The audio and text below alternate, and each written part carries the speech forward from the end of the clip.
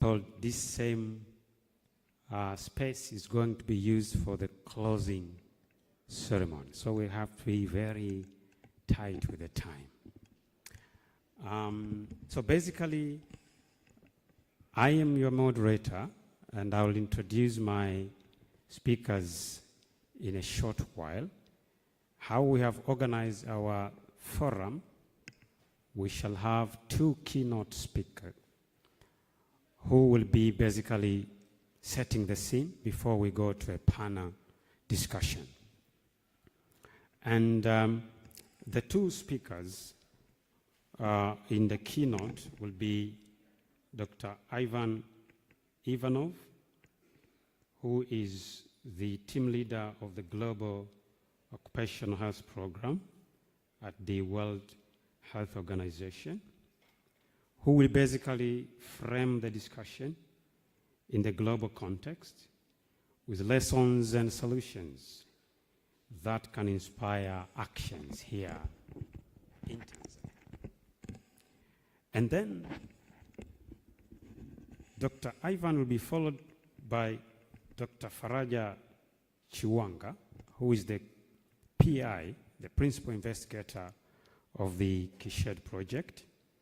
And of course, she will be basically sharing how the project uses nature-based strategies to reduce heat stress and protect farmers, and present some of our preliminary findings. We have Faraja here with us, but Ivan is online. So as I speak some introductory remarks, I will be asking Ivan to be ready. And after the keynote speakers, we shall have the panel discussion where we have speakers from different sectors whom I will introduce as I set up the panel later. So, distinguished guests, colleagues, partners, and friends, my name is Richard Sambaiga. I'll be moderating the session.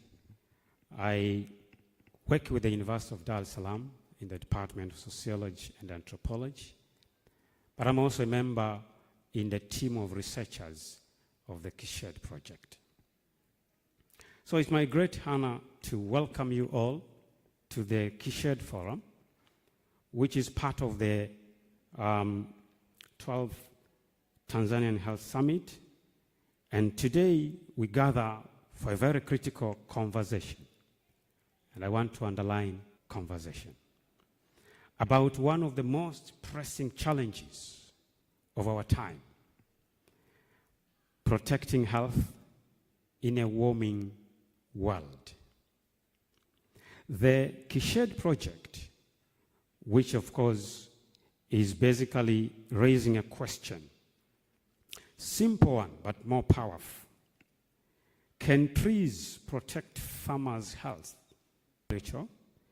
Tanzanian researchers, led by Dr. Faraj here, policymakers here present, I'm going to introduce them in a short while, and farmers themselves. So we are not just,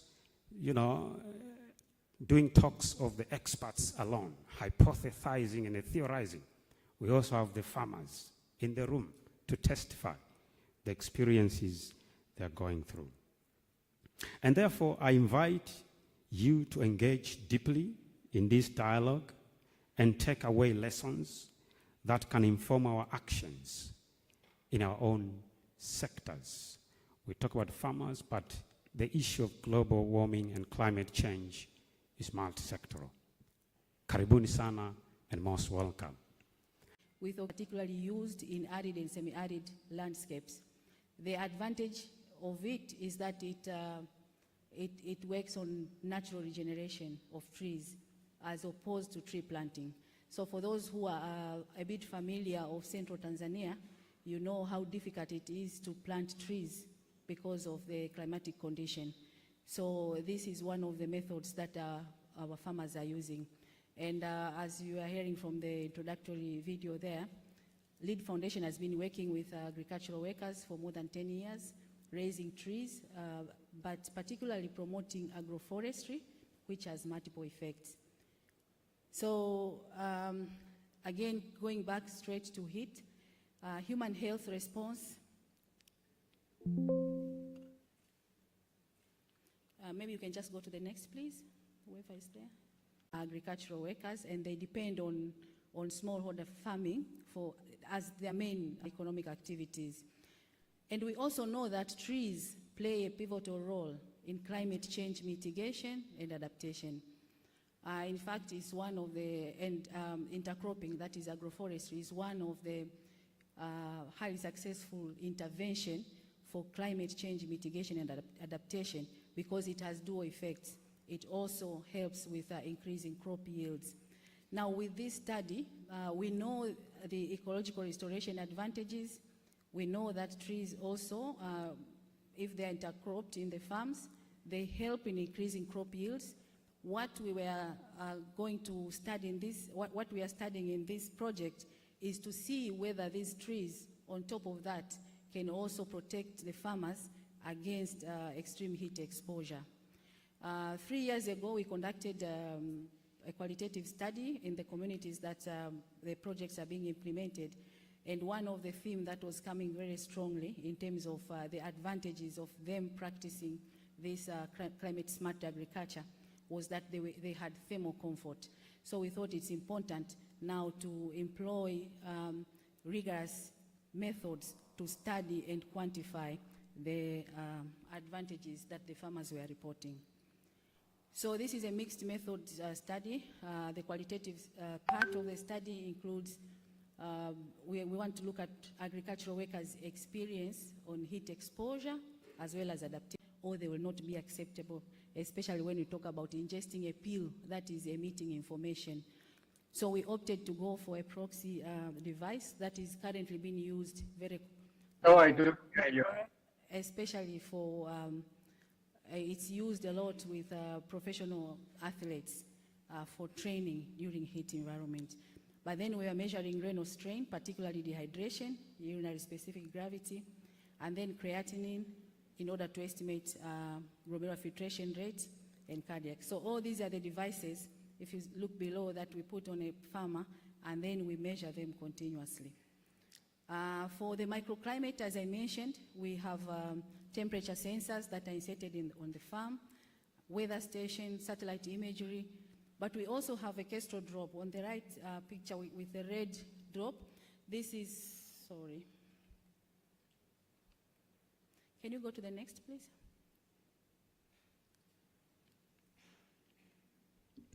Next slide, please.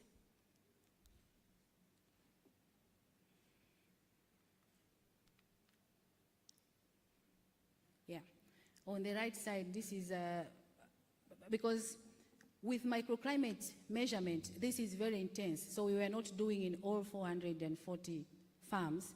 We decided to do it in a subset of farms, that is only 20. Now, because we also know that the temperatures vary quite greatly between, sometimes even in the same area, you'll find one area you have a different temperature than the others at that particular time. So we decided, apart from the other wearables that measures heart rate, we also have this, it's called Kestrel drop, that measures air temperature and humidity when the farmer is working. But we're also using drones to look at vegetation index. So in summary, this is what we were doing: blood pressure, pre-activity and continuously using wearable devices, heart rate also continuously. It actually peaks every minute, but we analyze it every 10 minutes. Core temperature every minute, and we analyze every 10 minutes. But also creatinine pre and post activity. It means we measure blood samples and urine samples before they go to work and then after they finished work. And core to our study is a public contribution. We have a board of 12 farmer representatives. Na leo tuna furaha sana kama alivyosema Dr. Richard kwamba tunao watatu ambao ni wakulima wetu, wanatusaidia, wanafanya kazi pamoja na watafiti. na wamefanya kazi nyingi pamoja na sisi kupitia maandiko. Kwa mfano tukitranslate zile consent forms, wenyewe walikuwa wanaziangalia, wanazirekebisha, wanatumia lugha nzuri, lakini wametusaidia sana katika kufanya recruitment kwa ajili ya kuelimisha wakulima wengine ili waweze kuingia kwenye utafiti. So yeah, we are presenting our preliminary results. So this, we just completed our first round of data collection in April. So we are now analyzing. We are presenting our preliminary results. The first part was ethnographic. We are looking at insights from farmers, and we are looking at experience of climate change, perceived climate-induced health burden, and adaptation practices. Of particular note here is, if you look at the central box, is how farmers themselves were able to relate increased heat with some of the problems that they were seeing, including premature deliveries, for example, that we thought they could not associate, but they were still associating, which to us was something very powerful. Next, yeah. And then on microclimate modeling, this is an example of what we'll be doing. This is a scenario of a farm with trees. And then you can look at, this is the farm actually of one of our farmers who is here. If you look at the photograph on the left side, and then you look at the figures on the right side, or the pictures on the right side, they are time-stamped.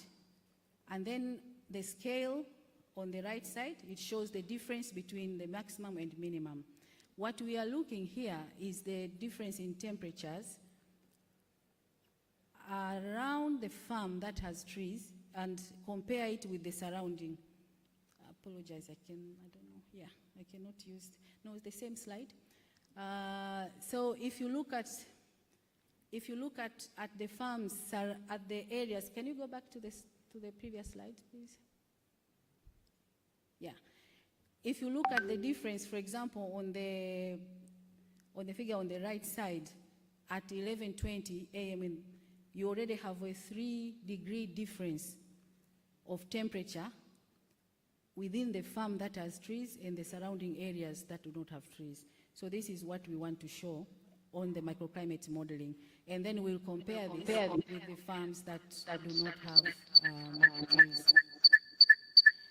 So we have a sample size of our minimum sample is 440. We have a sample size of 489. And this is just a snapshot of what we have. For clinicians in the room, what was also alarming to us was the elevated blood pressure in 30% of the population, and less than 1% actually knew that they had a high blood pressure. Again, with diabetes, we had 5.5%, and less than 1% knew that they had. But baseline EGFR, already less than 90 for the clinicians, it starts to worry. Of course, it depends on the age, but it's still worrying that we have high number of people already with EGFR of less than 90. And then if you look at dehydration, also in 66%. These other results, just to mention that is only for a subset. You know, our total sample size is 489 across 4 districts. We've just started the analysis, and these ones are for only a subset of 1 district that we have completed analysis because of the labor intense of the analysis that we are doing and the devices that we have. So we had a heat index, which is a measure of air temperature and relative humidity, which we are measuring using this device, which also showed statistically significant reduction in heat index in farms that had trees, indicating a modest but meaningful cooling effect. We will also be able to do wet bulb gold temperature and other indices because of the data that we have. We also did skin temperature. First, we haven't done the core temperatures, but also, if you see these graphs, they will show you on the left side, this is what we call rhythm-adjusted means of temperatures that we are measuring.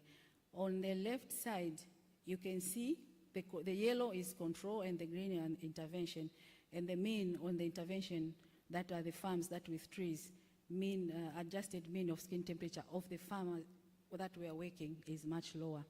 On the right side, this is what we call amplitude. It's the difference between peak value and rhythm-adjusted mean, which also shows the difference is much less on farmers that are working on a farm without trees. And when you see this, it's also an indication that probably even the core body temperature will be high. And then again, this is a subset of one district that we have worked on. And again, blood pressure was worrying. This shows when we say pre-hydration, we pre-activity, dehydration, and post-activity. But basically, what we noticed is almost all our farmers were dehydrated, even in the morning when they were going to work, which was also very alarming to us. But if you look at creatinine levels, pre-activity, what is interesting, look at the intervention column. You will see, for example, with creatinine, the difference is very small, pre-activity and post-activity. But you look at the control, the difference is is larger than when it's in control. And it's the same in decline of EGFR. The decline is much more in the control villages, in the control farms compared to intervention. What does it tell us? Because with chronic kidney disease caused by dehydration, it is the changes of kidney injury, repeated kidney injuries. That is the risk factor for chronic kidney disease, and this is worrying. Now, for this subset analysis of one district, it's not statistically significant, but this is just descriptive. We'll do a more mixed model effect to show the difference. So in conclusion, our KISHADE preliminary findings demonstrate climate change is a daily reality and gendered, and that integrating trees into croplands provides quantifiable benefits beyond crop support. So also seen that it's reducing physiological heat strain among farmers, and then at the end it will be strengthening resilience to climate change. And what we are seeing that our next step is now to do a comprehensive analysis in order to inform policy and practice. So these are the participating institutions. Some of the investigators are here, and we have our community representative, Henry Mubi, as well. Thank you very much. This is our very able team. Santen.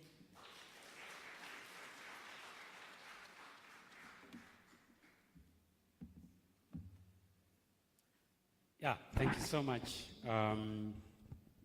Faraja, for that powerful presentation, but very packed in terms of the data and details. So we'll come back to that when we're discussing. May I ask if Ivan is ready online?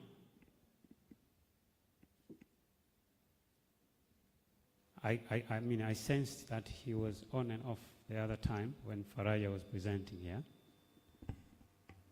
Is he ready now?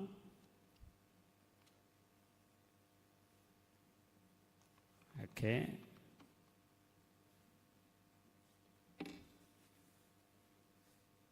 If not, we can move to the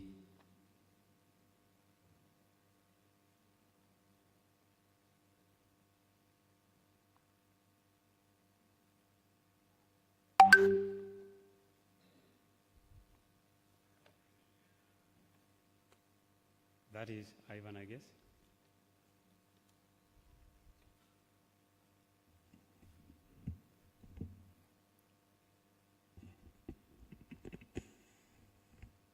Next time we'll make sure he's in the room.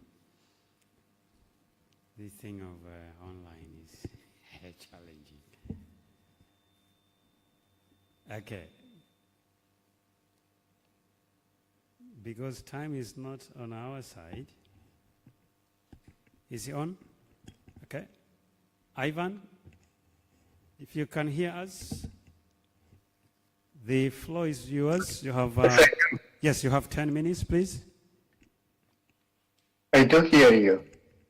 You don't hear us. We can hear you. Yes, very good. Fantastic. Then you have 10 minutes. Okay. Thank you. Thank you. Thank you very much. I will take probably even less, but I appreciate the invitation of the LEAD Foundation to join this meeting. Best regards from the headquarters of the World Health Organization in Geneva.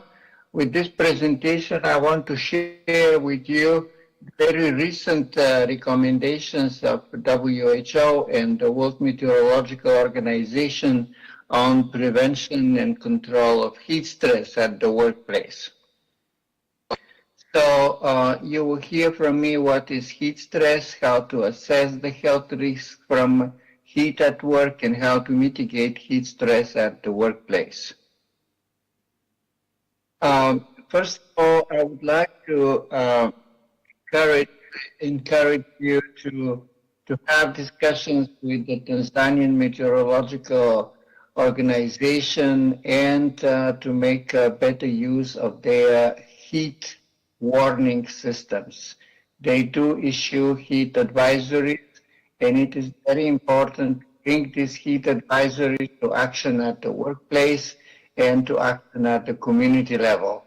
Important is to have the weather forecasting to determine the thresholds for action for your country, to have a clear communication plan and intervention strategies, preparedness, response, evaluation, and surveillance, and long-term strategies.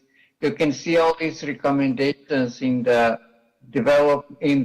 report of WHO and the World Meteorological Organization on heat waves and health, and what to do in case of a heat wave.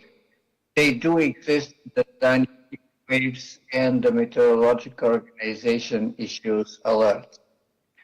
To have a good heat action plan at the national level, it requires first to have an agreement on the lead body, have accurate and system, have heat health information plan, what should be people doing in case of a heat period of extreme heat, how to reduce also exposure to indoor heat in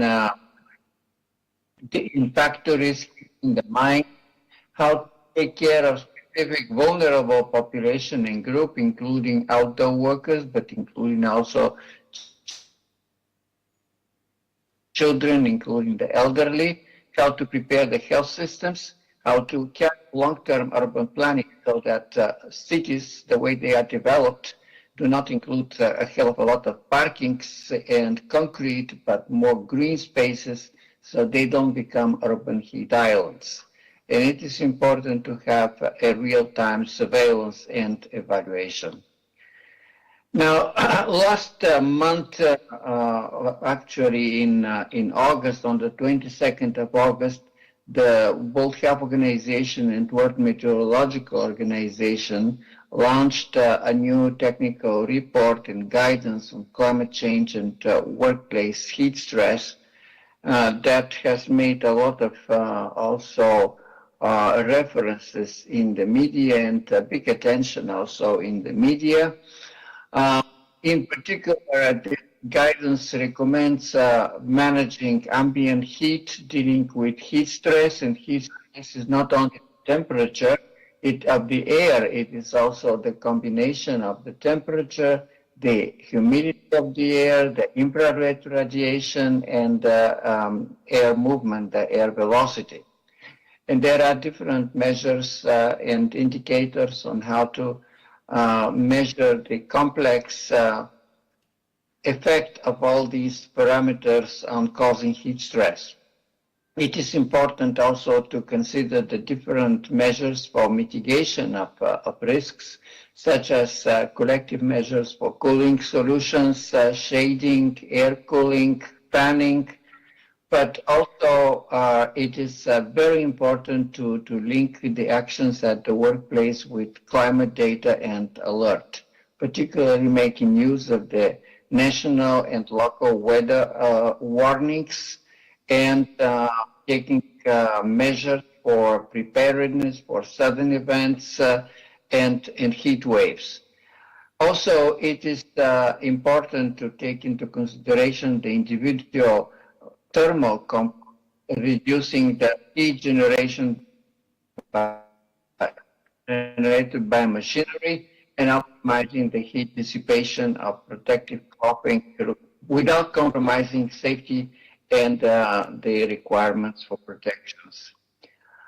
There are a number of individual factors that have to be taken into consideration, particularly occupational physical activity. This is what is distinguishing the heat stress at work from the heat stress in the community. That heat stress at work is also caused because people do have physical activity, particularly manual labor. They do have physical activity and they generate heat inside the body. There are also cooling and hydration breaks that have to be observed, breaks in cooling oases or in air-conditioned place, and adapting the work process to the periods of heat. Rest, particularly, is very important. People need to have a time to cool off during the night. If they sleep at places which have no access to cooling devices, then they would start their work shift with already elevated temperature. Fluid intakes and nutrition are very important to address heat, particularly having access to clean and safe drinking water, preferably cool drinking water, but also providing regular breaks for hydration. And it is very important to have a good medical emergency preparedness and response plan, particularly if there are heat illnesses, if there is a heat stroke, how this can be handled. The first aid and heat-related illnesses at work, I will cover shortly. There are three levels of severity of heat illnesses. One is the first is mild heat exhaustion, where people are feeling a lot of problems, tiredness, thirst, but there are no objective signs, and it is important to inform their supervisor and to move to cooler places and, of course, provide drinking water. The next stage is severe heat exhaustion, where health workers can already see some symptoms, and there are also signs of this exhaustion, and it is important to move the person to an air-conditioned space to apply aggressively hydration and electrolytes, also to cover the head and shoulders with towels soaked with ice water, and to watch for signs of heat stroke. And heat stroke does occur.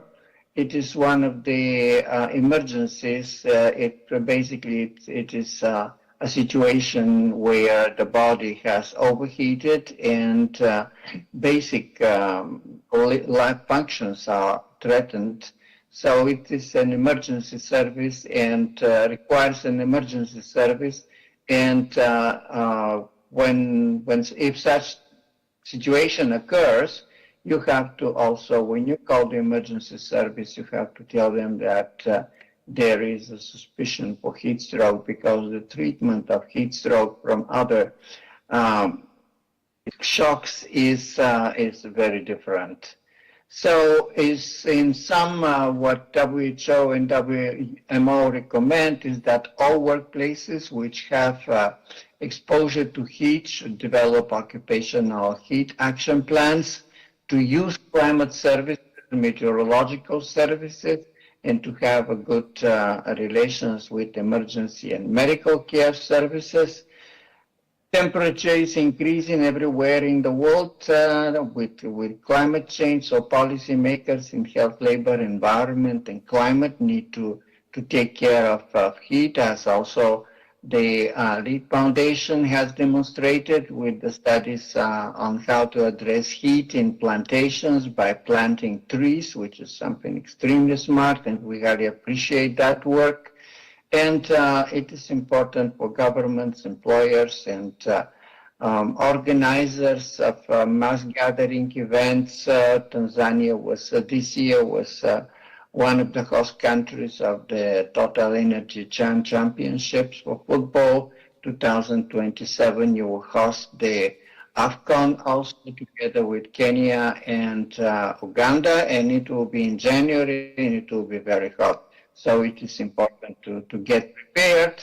And of course, climate change is caused by two things. One is the human activity, but the biggest actually is the human inaction. So let's get prepared for climate change and integrate the management of heat stress in workplaces, in cities, in mass gathering events into the climate adaptation strategy of the country. Thank you very much. Asanteni sana. Asante sana. Asante sana, Ivan.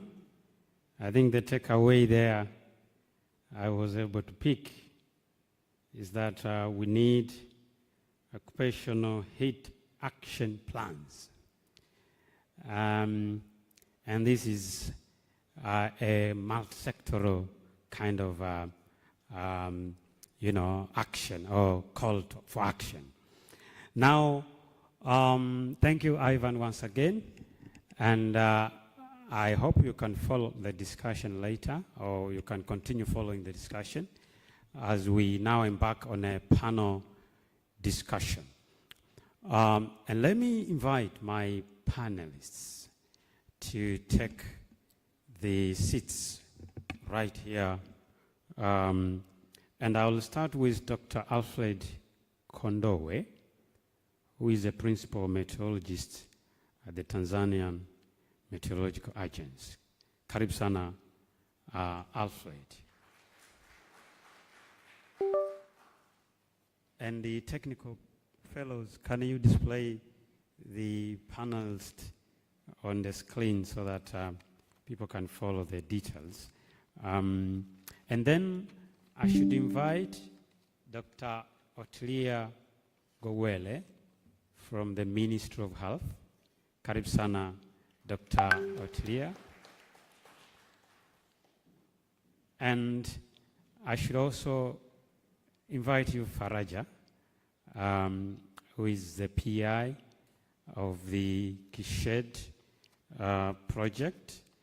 And for those of you who may not know Faraja, you could sense from her presentation the attention to details were quite strong when you come to the physical aspect, the physicians, because she's an internal medicine physician, but also the principal investigator of this project. And then I should also invite another panelist, Henry Mubi, who is a farmer from Kongwa district. So he's representing the farmers. Mubi, karibu sana hapa mbele. Now, if I can have the mics for my panelists, and I'll also take the seat here.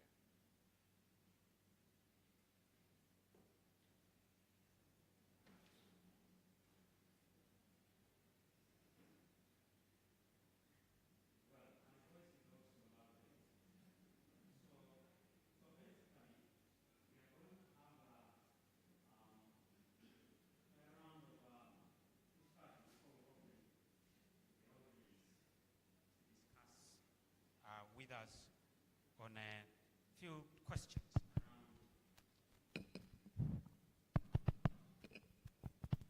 Yes, on a few questions around the topic we are very much grappling with today. And I would wish when I invite the panelists to speak, to also say a word about yourself and the organization you are working with, so that the members can, the audience can get to know you very well. And I want to start with Alfred. If you look at the discussions and also the preliminary findings from the presentations, we realize that farmers are vulnerable in many cases. They cannot afford working indoor. They have to be out there, exposed. Now, I just wanted to, hear from you and get your comments in terms of how does integrating real-time temperature and humidity data into forecasts directly or indirectly benefit vulnerable farmers?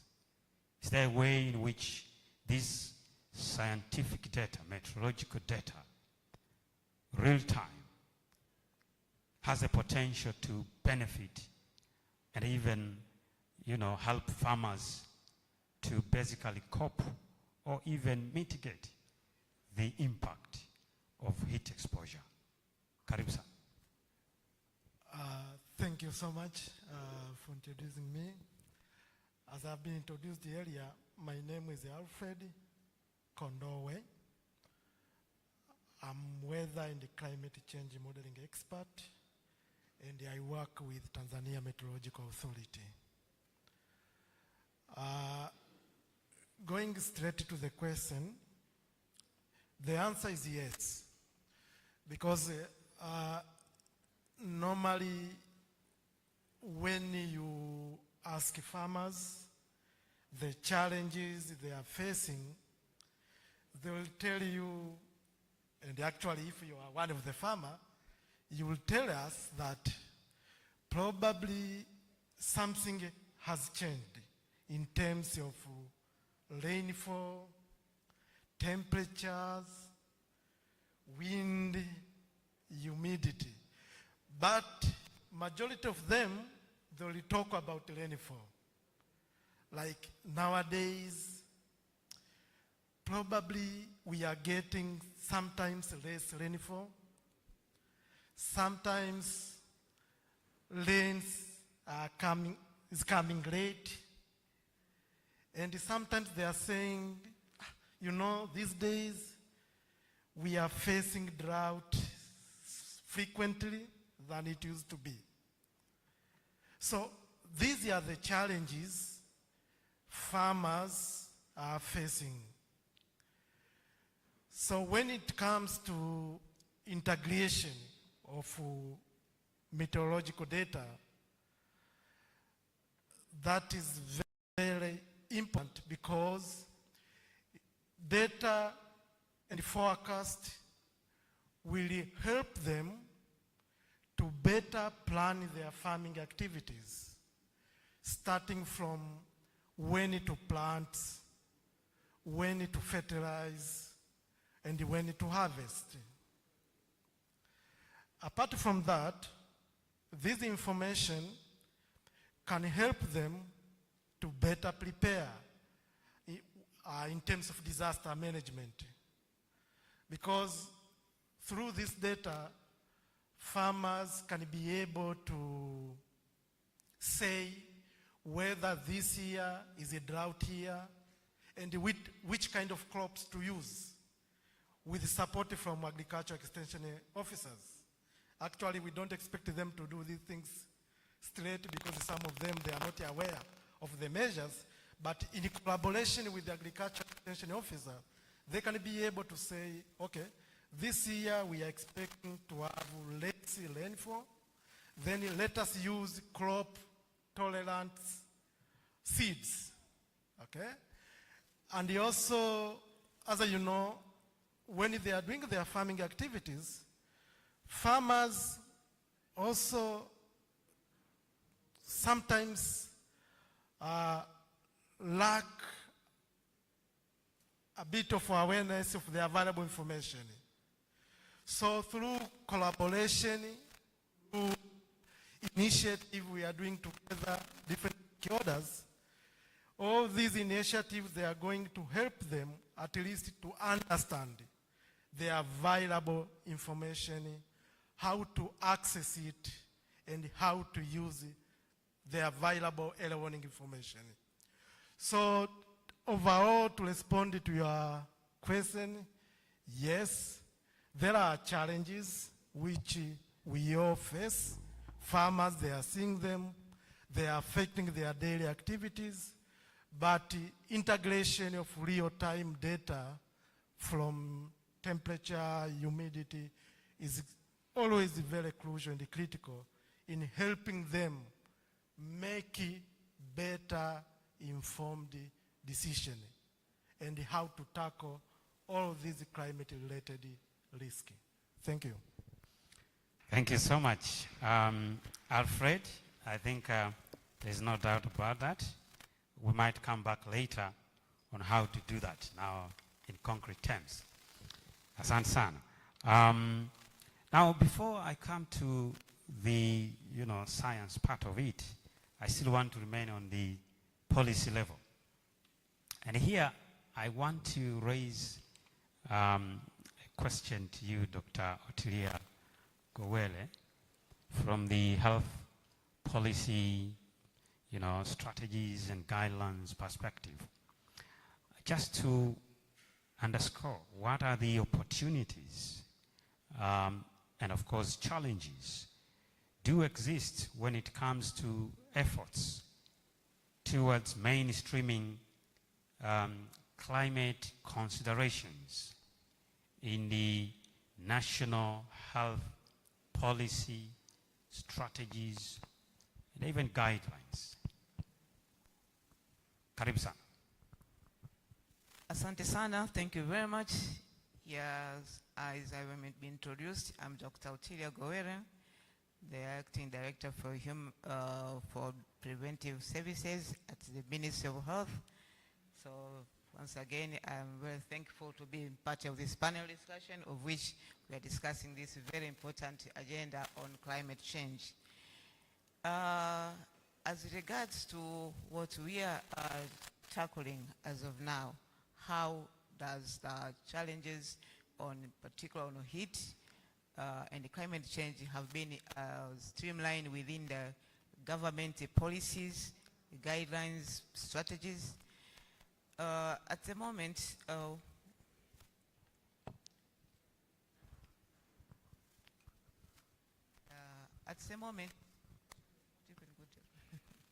yeah, so we have currently our health and national adaptation plan, of which we recently reviewed it from the one which just expired of 2018, 2013, 2023, and now we have drafted a new health national adaptation plan for 2025-2030, which basically is building up from the vulnerability adaptation assessment that show what areas should we engage in ensuring that we contain and mitigate risks that are succumbing from the heat.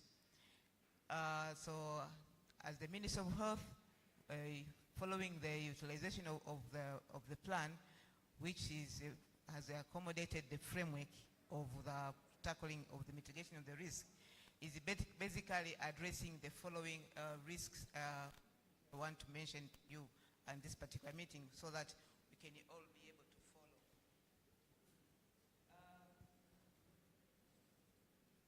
First of all,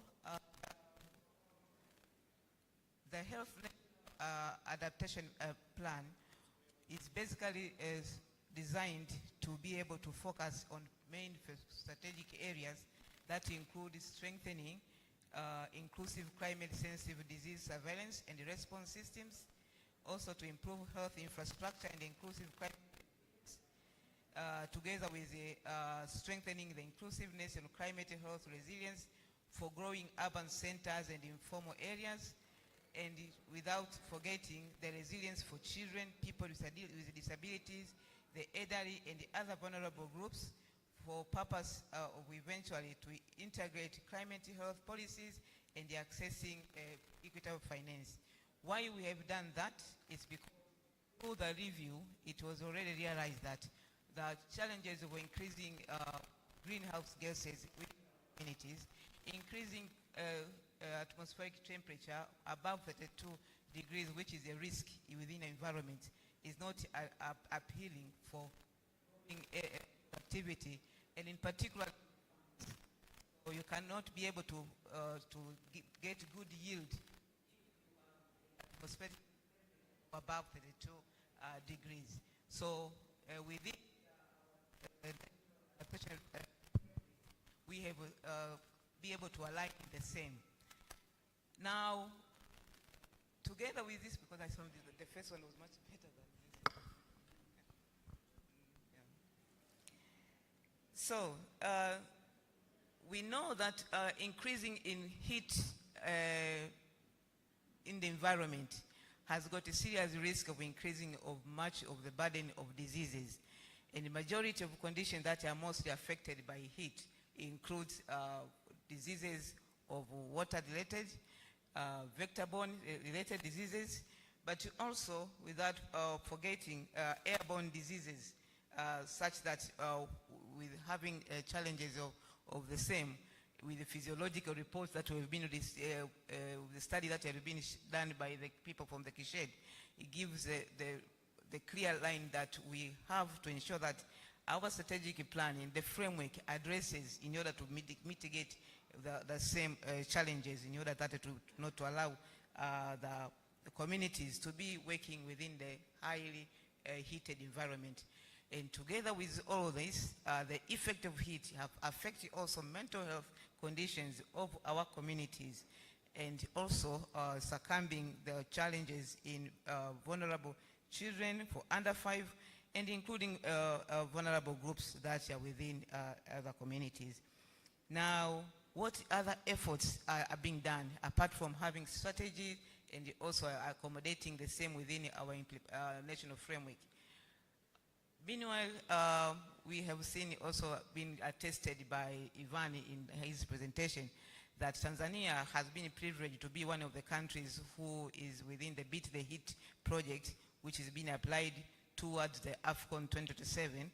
And through the Beat the Heat project, we are preparing our country in order that all gatherings are safe enough such that no effects of heat can be able to succumb, by provision of adequate facilities for water,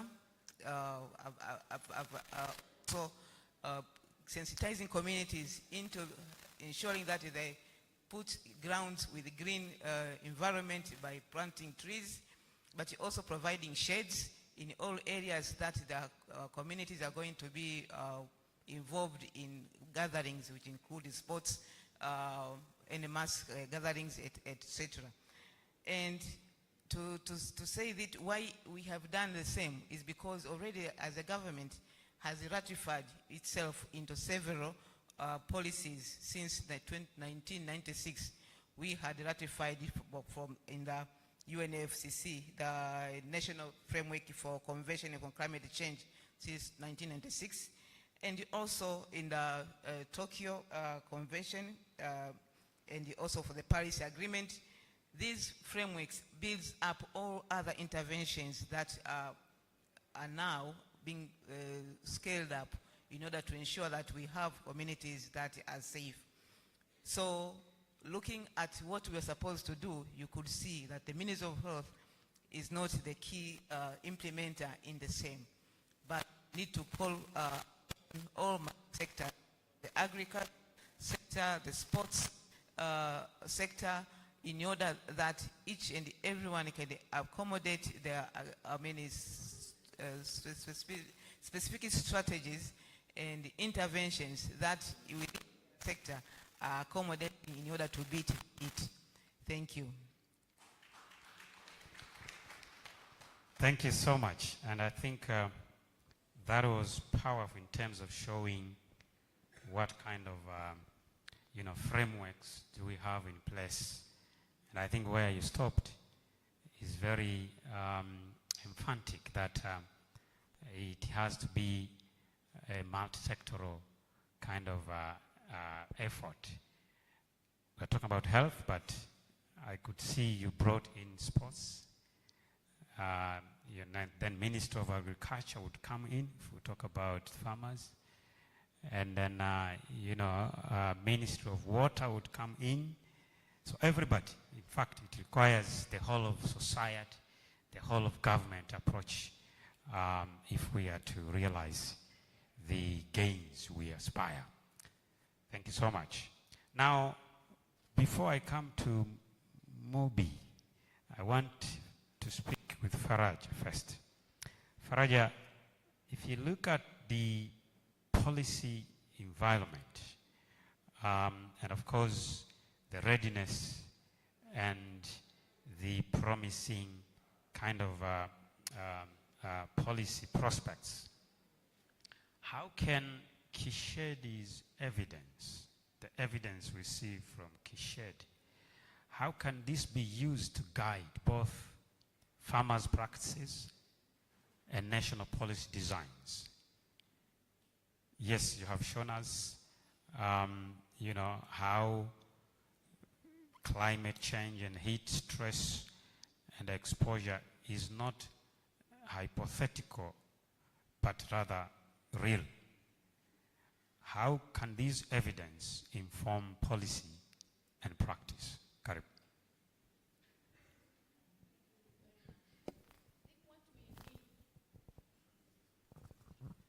What we need when we conducting this type of research is to find ways of informing policymakers on what interventions work.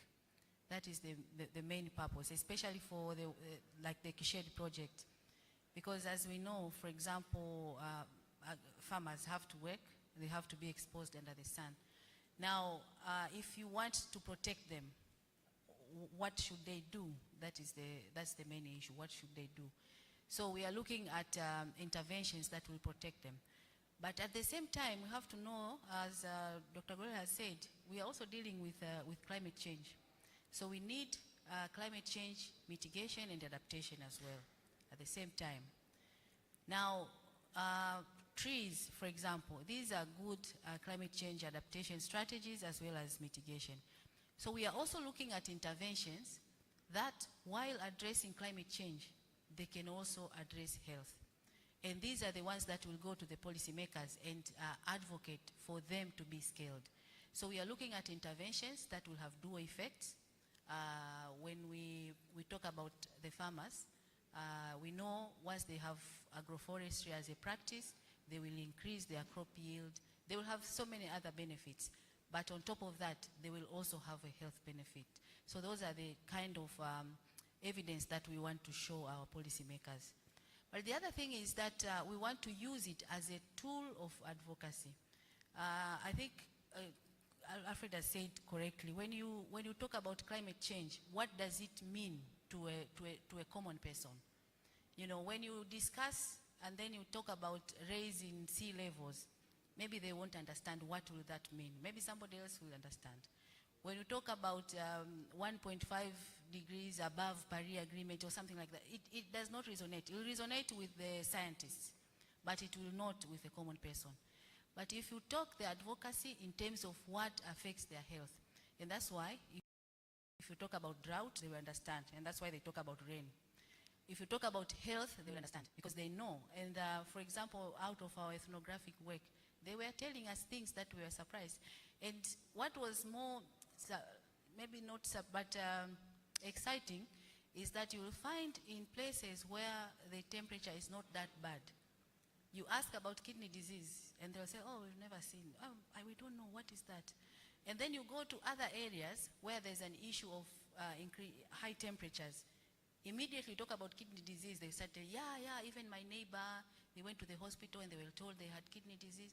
So these things they know. Now, if you start communicating them and what they can do, because you want them to prevent also these other health effects, it becomes a very powerful tool for them to also start addressing issues of climate change, because it also affects their health directly. So this is the reason why we are doing this kind of research, and we are doing it in real life. You know, as scientists, sometimes we like to do things in a lab, or, you know, but this one is actually done in a really life setting, so that when we give our advice, it is because it is a reality on the ground. Asante sana Faraja, that was powerful.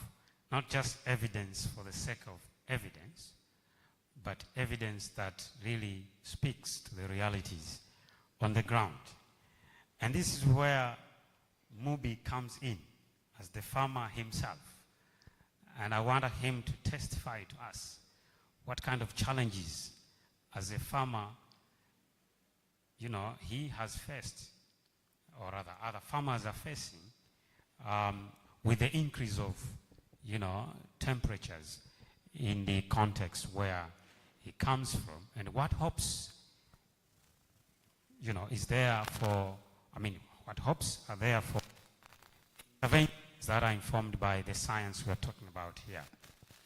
So, Mubi, karibu sana kwenye mazungumzo yetu. Wazungumzaji waliopita wamezungumza kwa habari ya sera na ushahidi wa kisayansi kuhusiana na mabadiliko ya tabia nchi na namna ya kukabiliana nayo, hususan ongezeko la joto.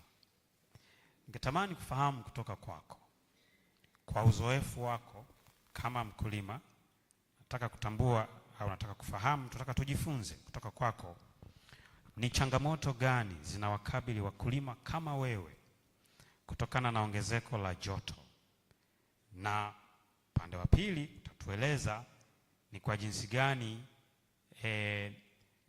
jitihada kama vile za kisiki hai zimekuwa ni miongoni mwa suluhu zinazoleta matumaini kwa wakulima. Lakini tuanze kwanza na changamoto, alafu tuone jitihada hizi zinaleta matumaini yapi. Karibu sana Mubi. Asante. Changamoto tunazozipata ni kwamba kwanza saizi joto kali limetupunguzia muda wa kufanya kazi. Yaani muda wa kipindi cha nyuma tulikuwa tunafanya kazi hata masaa 8, 9, lakini sasa ukifanya kazi kuanzia saa 2 ikifika tu saa 4 natakiwa urudi nyumbani. Kwa hiyo tunafanya kazi kwa mazingira magumu sana, joto limezidi.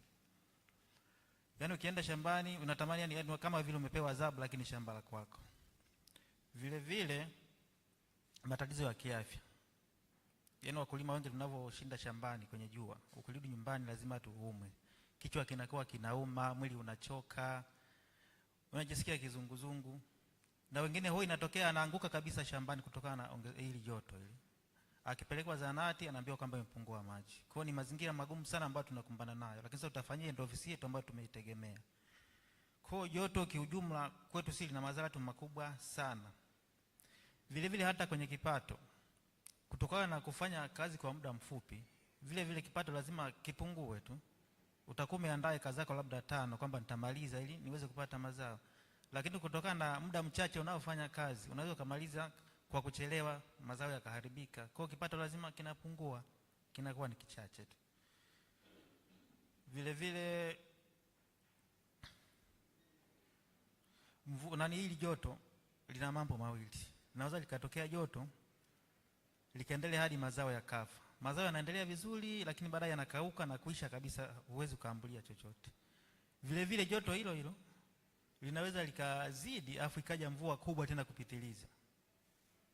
Ikanyesha mvua tena kupitiliza ikasomba na mazao, kwa usiambulie chochote katika hilo shamba. Kwa hiyo kiujumla sisi ili joto kwetu ni changamoto kubwa tena sana.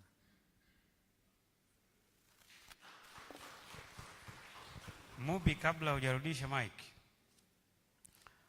nikushukuru kwa uzoefu, na uzoefu wako haujaenda mbali na sayansi iliyozungumzwa na wataalamu hapa na watunga sera. Lakini tuambie, ni matumaini gani unayaona kutokana na jitihada ambazo zinafanyika sasa na wadau tofauti tofauti, ikiwemo wa serikali, watafiti, na ikiwemo miradi kama hii ya kisiki hai na mchango wa miti kwenye kuboresha afya za wakulima? Karibu. Asante. Mimi kwa uzoefu wangu nimefanya kazi na mashirika mengi, wengine walikuwa wanatuelimisha tunapanda miti. Lakini sasa ile miti ya kupanda unaweza ukapanda miti 20 shambani, ukaambilia mitano tu. Maana unajua miti ni sawa na mifugo. Kuna mifugo mingine ukipeleka sehemu nyingine haiwezi kahimili hiyo hali ya hewa. Kwa walipokuja hawa watu wa KISHADE, tunashukuru walituelimisha tutunze ile miti yetu ya asili. Kwamba pale zamani kwetu kulikuwa na msitu mkubwa sana, lakini kutokana na matumizi ya kilimo haya tukawa tumeimaliza ile misitu. Kwa hiyo wakatuelimisha tutunze ile miti yetu ya asili, ile ya KISHADE. Ile pale ni miti ambayo imechagua yenyewe kwanza kwenye ile eneo. Vile vile njia ya KISHADE inatupatia miti mingi bila gharama, yani huwezi kwenda kununua. Yani ni pale unatunza tu shambani kwako na hatimaye unapata miti mingi. Ndio maana tunawashukuru sana KISHADE kwa ajili njia yao haina gharama. Vile vile hii miti inatusaidia kupunguza joto. Unapokuwa shambani, unapofanya kazi kwenye shamba ambalo lina miti, ni tofauti na kufanya kazi shamba ambalo halina miti. Kwa mfano mimi nataka tu nitoe ushahidi. Kuna shamba langu ambalo bado halina miti, bado naikuza, bado ni midogo. Huwa nafanya kazi kwa masaa 2. Lakini nikitoka hapo naenda kwanza kufanya kazi kwenye shamba lenye miti.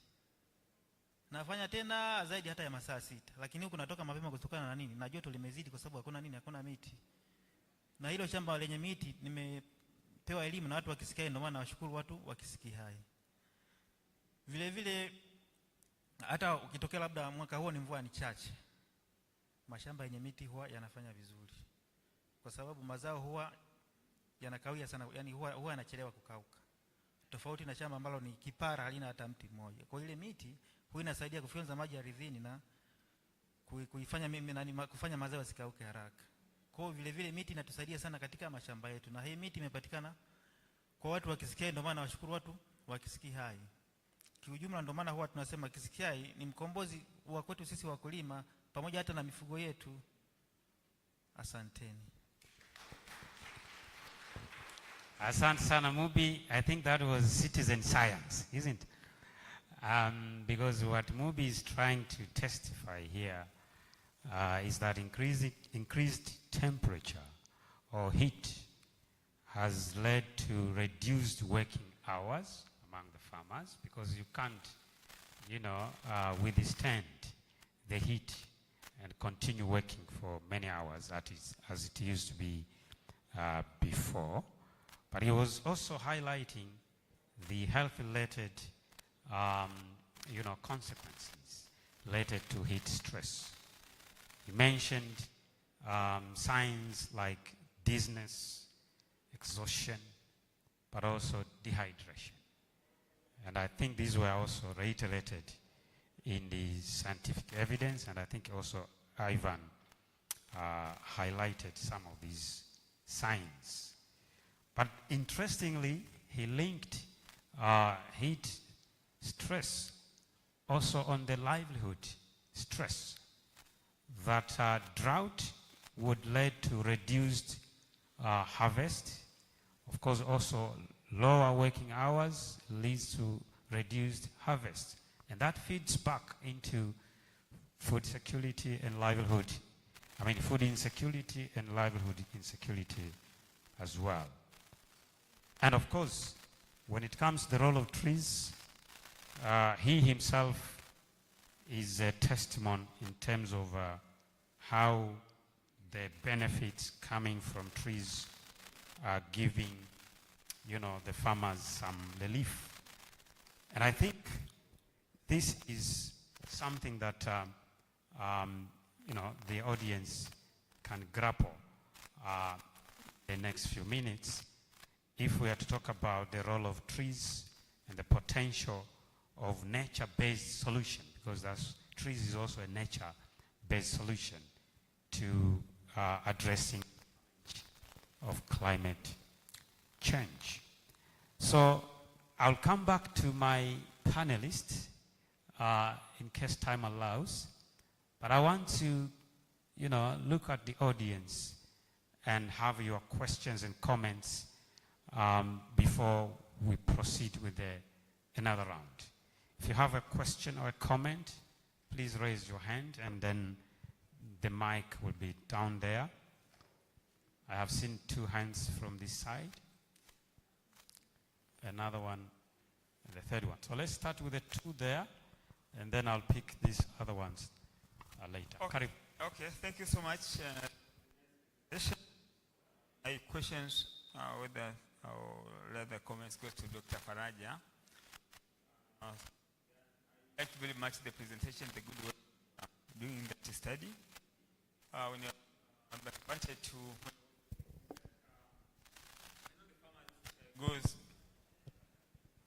farmers goes to work because they want crops. And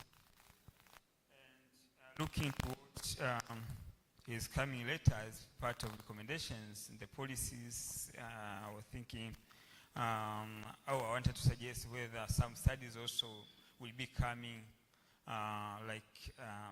suggesting the spacing of the trees in the qualitative information from the farmers, because there is also some of observations that the crops around the trees may not be as good as that as in other places.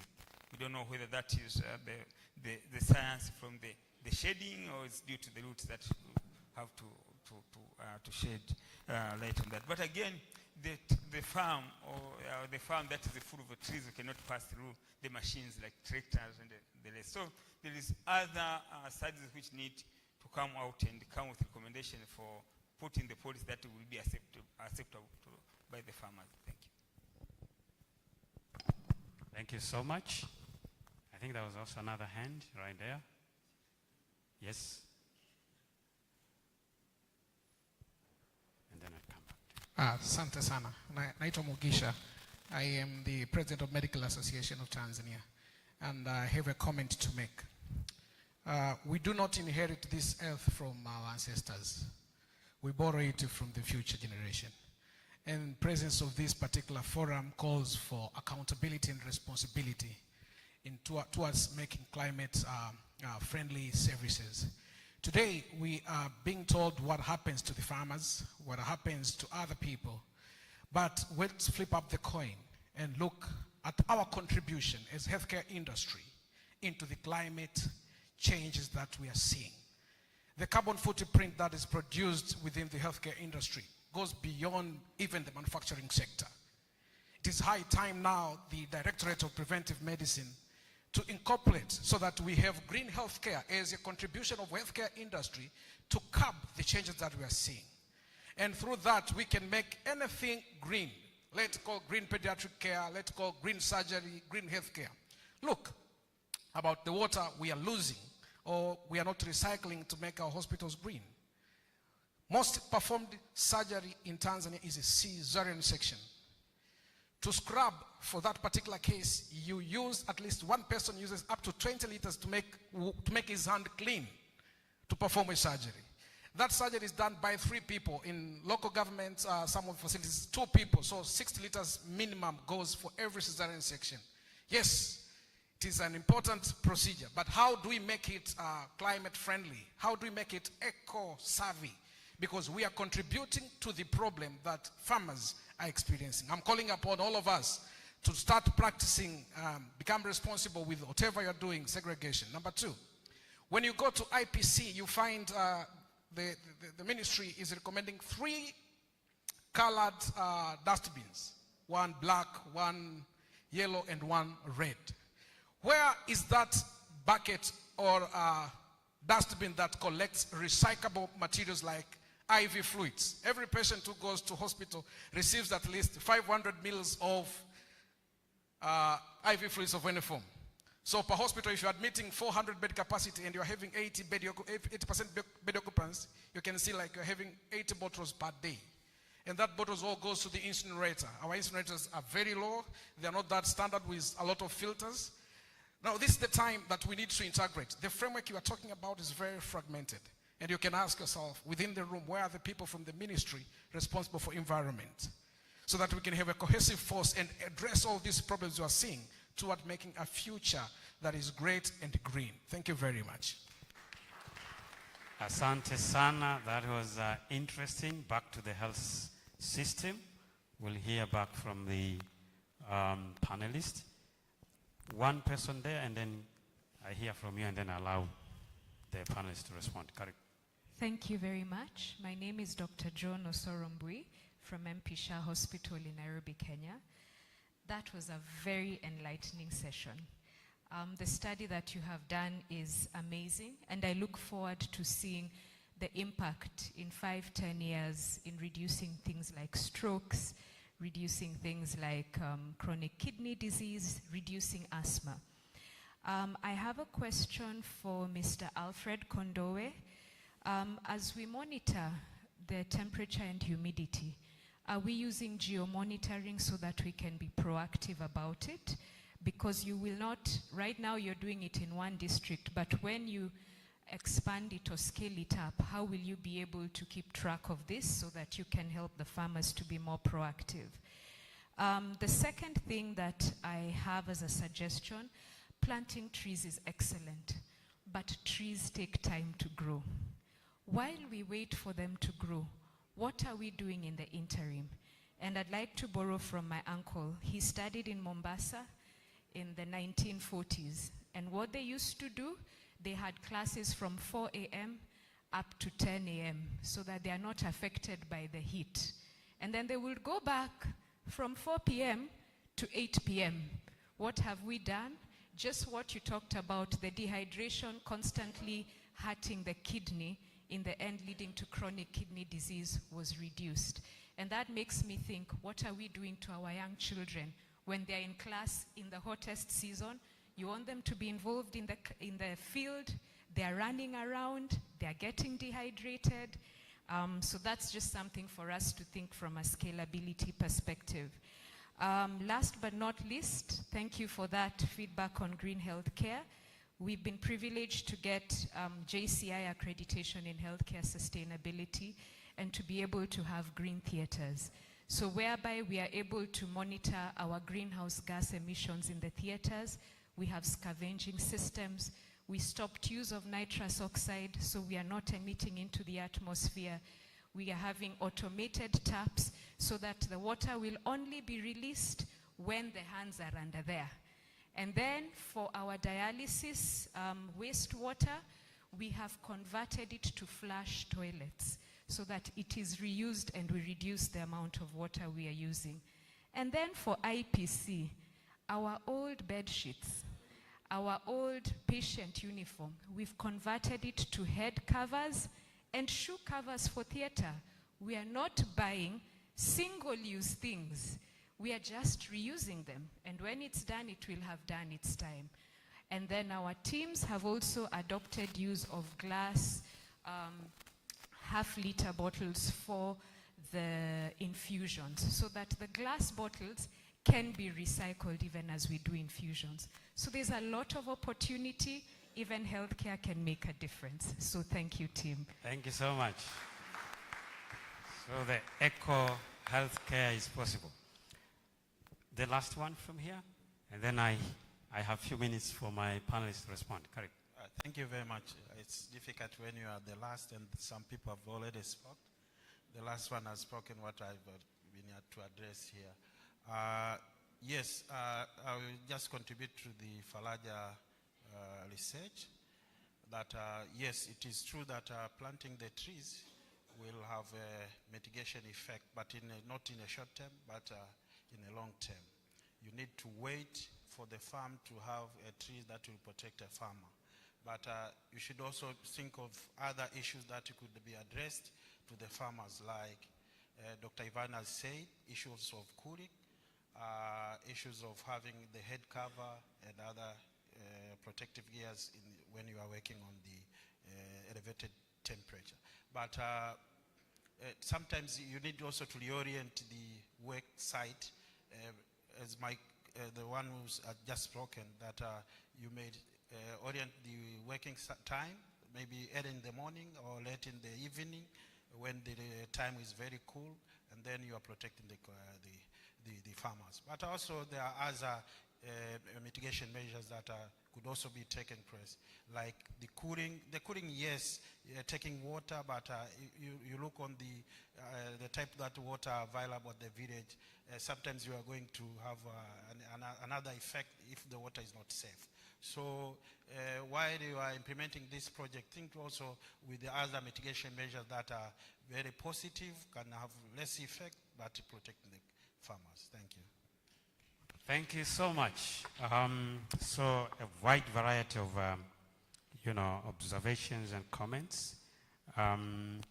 We have had maybe 5-6 minutes, and I would like my panelists, I can see your plate is full, but you can take a few, maybe in 2 minutes, and then we allow others to take 2 minutes, and then we round up.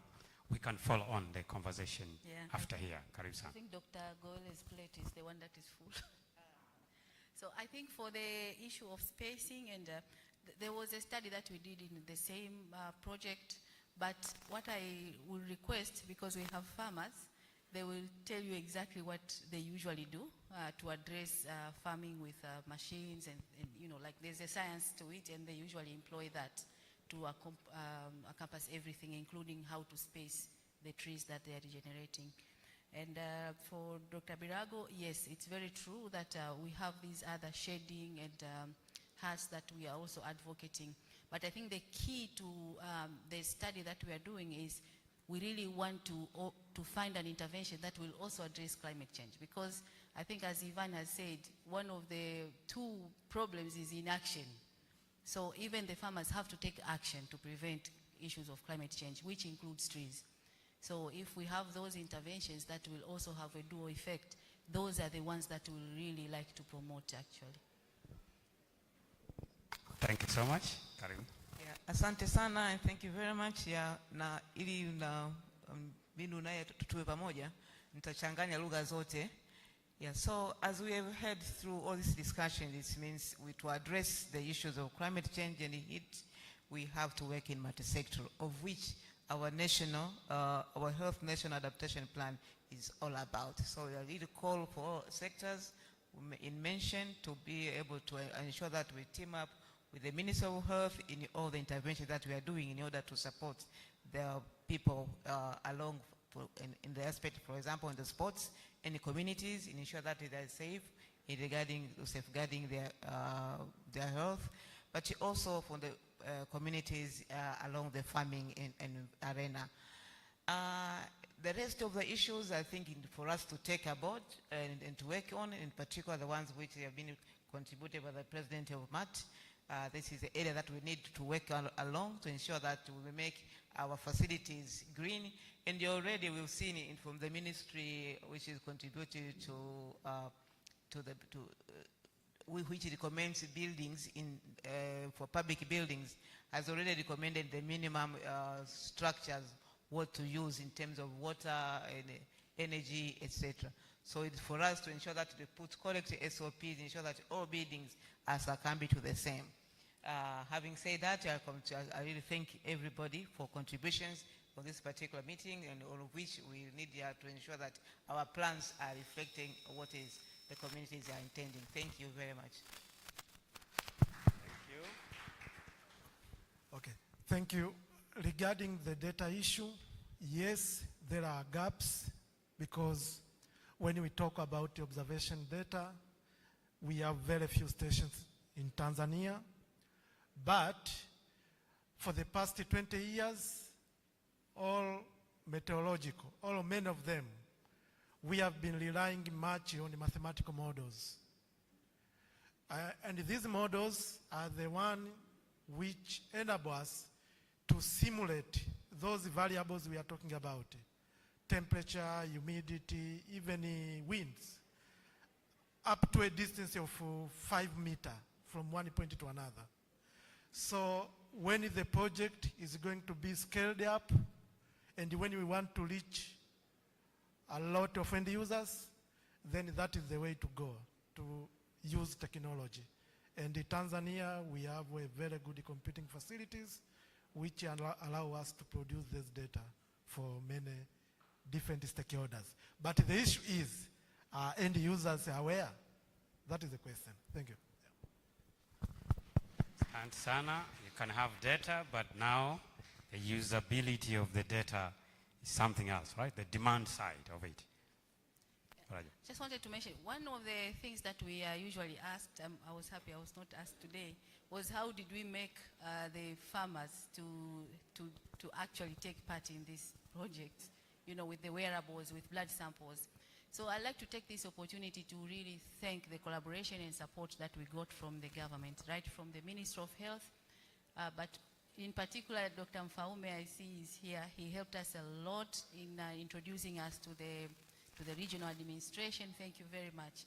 He was very supportive of the project. So once you have that high level of support, your entry point in the districts is usually very, and in all the 4 districts that we worked, we usually have what we call stakeholders meeting and sensitization.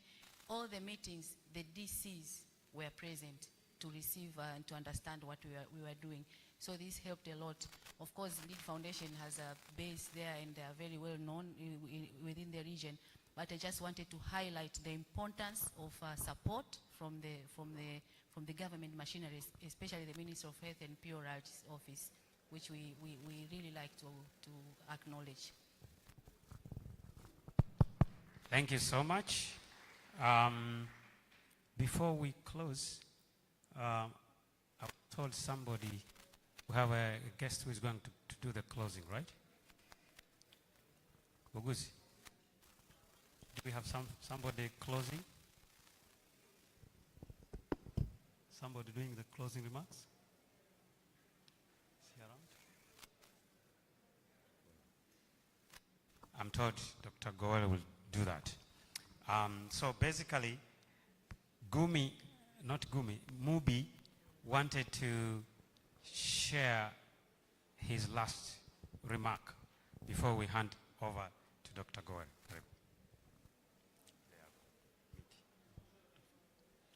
Kwa mfano sisi wakulima tulivyokuwa tunaambiwa tuweke miti shambani, ilikuwa ni jambo gumu sana. Lakini tunashukuru watu wa awalidi wakisikia walivyokuja, wakatupa idadi kwanza ya miti kwenye shamba inayotakiwa. Vile vile kuna mipangilio, hata kama na ulima na wanyamakazi au na trekta, kuna mipangilio ambayo wametufundisha. Kwa hiyo miti haina madhara yoyote shambani, kwa sababu wanafundisha tutunze miti, vile vile na mitindo ya kuweka shambani. Asante.